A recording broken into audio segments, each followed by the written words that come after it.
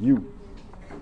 Shh. Okay, one day there's a man, his name was Will, and he comes in, he's carrying his groceries, hears the phone ring, so he goes over, he answers the phone, and it's his mom. His mom is bawling, and she goes, I'm sorry, honey, it's worse than I thought. They're stopping the chemo on your father. And so he hurry up, so he grabs his wife, and he runs over to the car, and he's in his car, and he's driving this 8-hour drive to go see his dad that he hasn't even talked to in 3.5 years, so they're mad at each other. So he gets there, he comes in, and of course his mother is crying, and she says that his father is upstairs and he won't eat anything. And so she gives him a can of Ensure, and he goes upstairs to see if he can get his dad to eat something, even though they haven't talked in 3.5 years. He goes up there, he goes up the stairs, looks at his dad and says, okay, if you drink a little bit of this, I'll drink the rest of it just to make mom happy. And he goes, it's okay, this isn't how I'm supposed to die. And his son is like, well, I don't understand what you mean. His father, this isn't how I'm supposed to die. So of course, Will, which is his son, asks his father how he's supposed to die and how he knows this. And his father's big on stories, which is why they haven't talked in a while in the first place. And he tells him the story about how he was a little kid, and of course he's sitting in his bed, he's dying, and he's telling this story, and he says, oh, when I was a boy, me and my friends, we heard all these rumors about this witch, and one eye, they said, you looked into her eye, and they could tell the future, and tell you how you're going to die. So me and my two friends, we went there, we didn't believe it, so they dared me to go up to the door, to knock on the witch's door, and have her show them the eye. And she opened the door, and she had an eye patch on.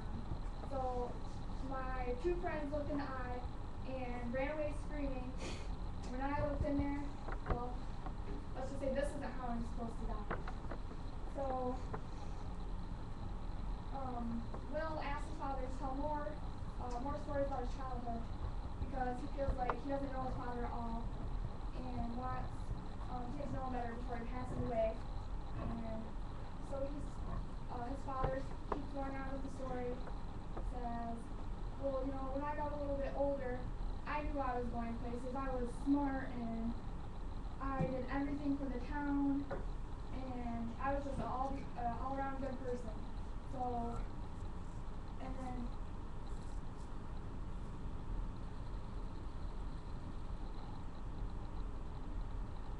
there was this monster in the town, and he was eating all the sheep, and you can tell that he was a person by his footprints and by the shape that he left in the side of a barn. And they asked me to go find him in his cave. And so he goes into this cave, and he's going along, being all brave, being the good guy. And there's this big man, and then the little man goes up to the cave and says, we need you to leave. Go away. The little man, he falls backwards with the wind from his voice, because he's screaming at him. And, well, you're eating all the sheep and you're eating all the cows, and we understand that you're big, but this town is too little for you. So the big man, he comes out slowly, and he looks around. He goes, it's not because this town's too little, you just want me to leave. So the little guy goes up and says, well, I'll be honest, I feel like this town's too little for me too. So how about we just go away together, and we can both do big things in a big town. So he agrees, and he comes with him, the big guy, and they bring him into town and get him ready for actual society, because he was dirty and he had really long straggly hair, and this was not very society attractive at all. And they start going down, and the mayor ends up giving him a key to the town, giving Will a key to the town, and says that he's welcome back anytime because he's just such a good person. And so they're going down and they get to this path. And it's one way is like woods and it's scary and there's signs that says beware of spiders and no one's ever taken this path. But there's this nice paved path where everyone always takes out of town and everything, and the big guy wants to take the smooth path, the little guy wants to take the not so smooth path. So they make a deal, and he says, the little guy says, you know, I'll take this path and you can take the good path and we'll meet up at the end. Well, the big guy, of course, just thinking that he was just screwing around with them, saying, oh, you're just going to leave me, and the little guy's, no, here, you can take my pack. So he takes his backpack, and they start heading off their separate ways, and he fights his way through swamps and big giant bugs, and he gets to this town where it's beautiful. It's got green landscaping and it's like the perfect town. It's called Spectra. So he gets to Spectra, and the guy takes a look at him and asks for his name. He looks on this list and says, you know, you're kind of early. Of course, Will didn't know what he was talking about. And he stays there for a little while, and they were in the middle of a party, and they're all dancing, and he tells the mayor of that town that he needs to leave, because he had promised this guy that he was going to meet up with him. And of course, they were all just completely shocked, because it's a perfect town, and nobody ever wants to leave Spectra. So he ends up leaving, and they end up meeting in the big guy.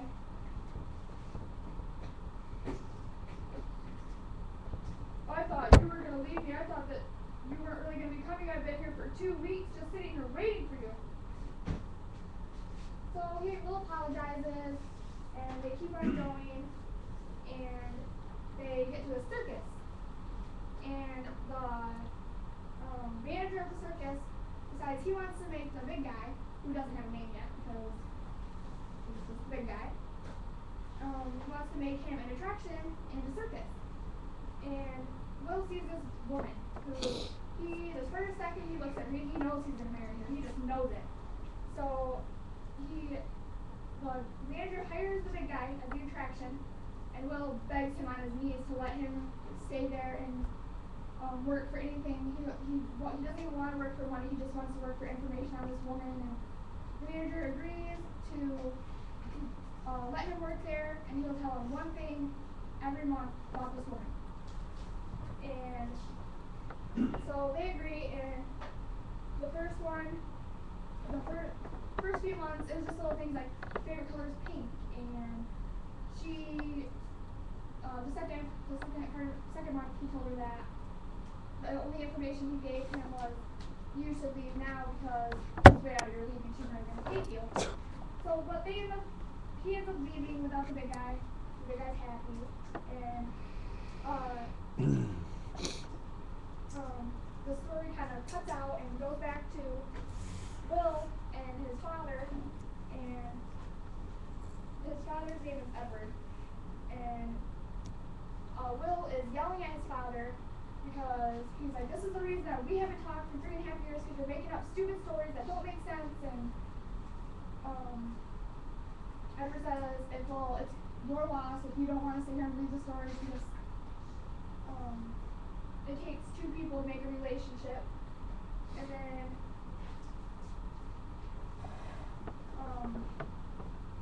at that moment, Edward, the father, ends up getting a stroke, and he gets taken to the hospital.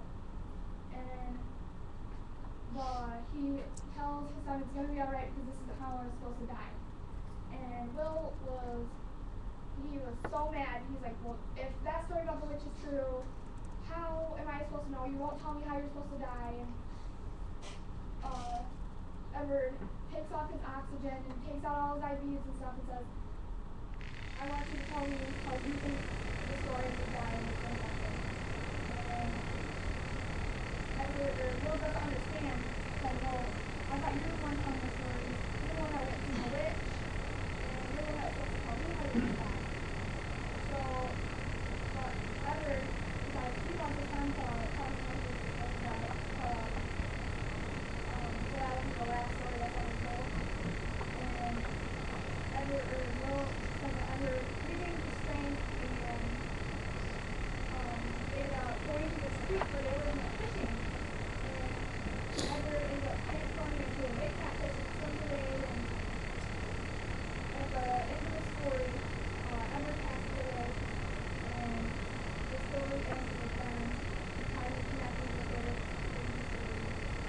The big fish.